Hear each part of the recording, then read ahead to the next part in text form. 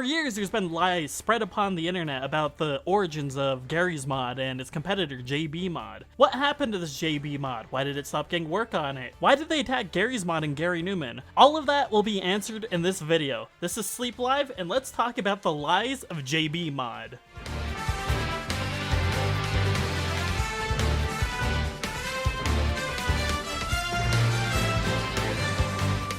For those not in the know, Jbmod was the original Half-Life 2 sandbox mod. This mod was originally created for people to toy around with the fizz gun that was cut from the original Half-Life 2, which was just like this tool where you could like pull and pick stuff up in a different way than like you would normally do with a gravity gun. It was a pretty cool tool, and so it isn't very surprising that this picked up a lot of steam back in the day. This mod was extremely influential for being one of the first mods to really be made for Half-Life, and inspiring one of the biggest mods for Half-Life 2 ever that would literally surpass the game it's a mod of in terms of notoriety and relevance nowadays. But what happened to Jbmod? Why did Garry's Mod surpass it in terms of player base and cultural relevance all these years later? Why did the game stop receiving updates for over a decade? Well, the JB in Jbmod comes from JB55, who was a pretty active user of the HL2 World Forum. On the forums, he would document his developer endeavors as he would talk about AI, stuff about the source engine, and just general developer stuff. He would frequently talk about Jbmod, which was the sandbox mod he was working on, and would frequently roll out updates, talking about them on his various forum posts. Eventually, unknowingly to the internet, JB55 would grow uninterested with Jbmod, resulting in him ditching the mod after the release of a World of Warcraft update. This is when we enter the era of the user Snakes, who took a bunch of the leaked source code from the original Jbmod and ran with it as its lead developer. He released a website for the game with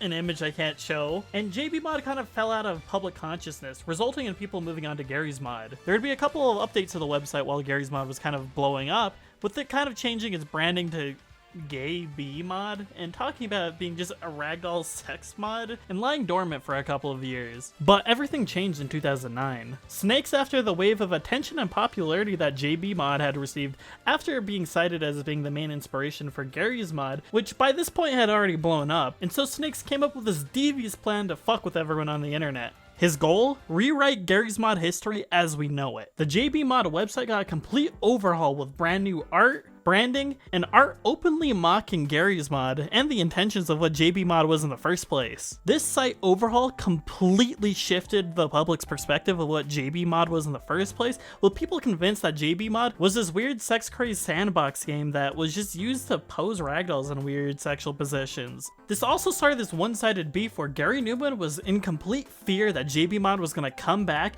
and absolutely destroy Garry's Mod, and so this motivated Gary to make Garry's Mod into something special, motivating him to work on the game and push it so that Jbmod would be forever irrelevant. Again, this was a PR disaster for Jbmod, but it didn't really matter to the original creator because he abandoned this like years ago. This was purely just fucking with people that were trying to find the source of like what Garry's Mod was inspired by. And so anytime you'd hear about Jbmod or look anything up around Jbmod, it would just be people either talking about how Jbmod was this horrible thing or people just memeing about the whole situation, not knowing that Jbmod was just basically pulling an elaborate prank on the entire internet. This all changed literally over a decade later when Ratlobber, a well-respected source and Valve YouTuber, looked into the situation further and found out the truth to the matter, resulting in something absolutely amazing.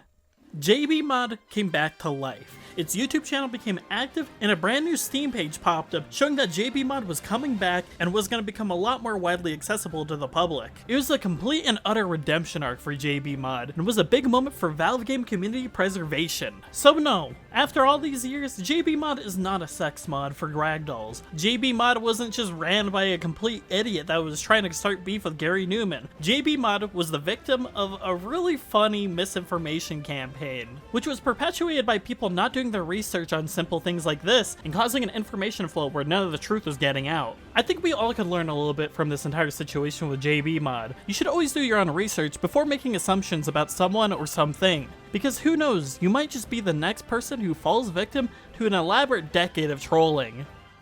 Thank you guys for hopping on by for the short video. This one was just a little fun little history video, and I want to give a special thanks to Ratlobber for making this entire thing happen. Without him, the truth wouldn't have gotten out for probably another decade, and Jbmod probably would have never came back. So again, huge props to him for helping preserve the original Half-Life 2 mod and exposing the masses to the truth of the matter. Again, huge props to you, and huge props to the viewers like you who made it this far. I really appreciate the support, and I love the comments and interactions I get with you guys. It's been really heartwarming to make these videos on like Gary's mod and a bunch of source games that I personally really love and get some really good feedback from you guys. It's just been amazing. So if you guys are interested in my stuff, please check out my other content. It greatly helps me grow the channel and gives me a lot more opportunities to grow the channel into something a lot more unique and awesome. A like, comment, and subscribe is also very appreciated. So again, thank you guys for hopping on by. This has been Sleep, and I'll see you guys next time. See ya!